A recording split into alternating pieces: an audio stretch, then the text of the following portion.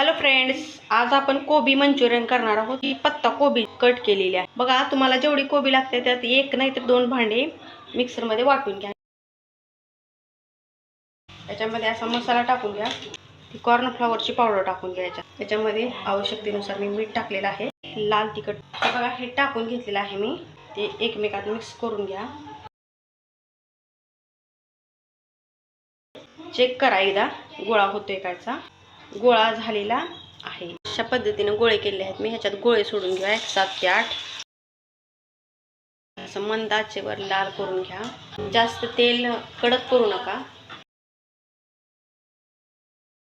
तर बघा फटाफट आपले हे जे कोबी मंचुरियन तयार झाले आहेत आणि थंडही झालेले आहेत। तर याच्यावर काय करणार आहोत आपण, सॉस टाकून घेणार आहोत। कोबी मंचुरियन जे आहे ते मुलं अतिशय आवडीने खातात। आपले हे कोबी मंचुरियन तयार झाले आहेत तर टूथपिकने खायला चालू करा।